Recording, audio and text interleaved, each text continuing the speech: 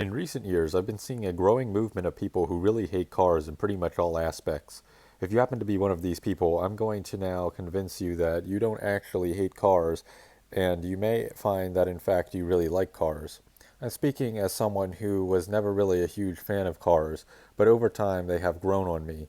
One of the arguments that I have seen a lot from anti-car people is that in many places having a car is really the only reliable, safe, and practical form of transportation, which I would agree is a less than good thing, but I would ask, why would you want to take any form of transport except a car?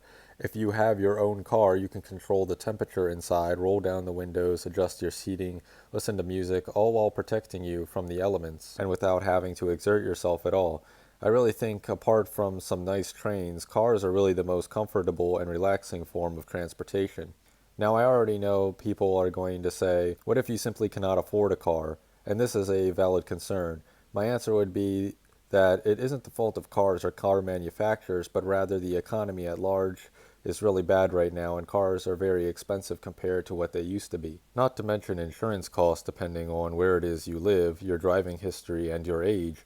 If the economy was in a much better place, cars would be much more affordable. Therefore, I think the issue of people not being able to afford them wouldn't be as big of a deal. Another reason why cars are better when compared to walking or cycling as a main form of transportation is that you can carry much more stuff in your car without it slowing you down at all. This can also apply to buses and trains, but not as much. However, another thing that applies not only to cars but trains and buses is that you don't have to exert yourself just to get from point A to point B.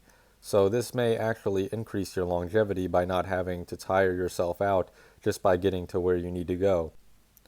Something else a lot of people complain about cars is the traffic, which I agree that traffic is very annoying, but you can work around this by moving to some place where there's less traffic or only going out at times when traffic is low. Also, traffic can apply to walking and cycling as well. If more people were cycling, there would be more cycling traffic, and in places like New York, there seems to be a lot of walking traffic.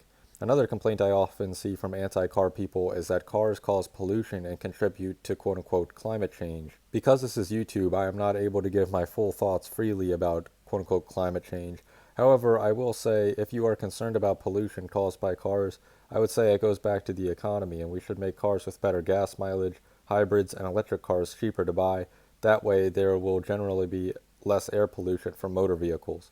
Another reason why cars are good is because they offer a lot of privacy when compared to other forms of transportation. You don't really have to be around or look at other people when using them.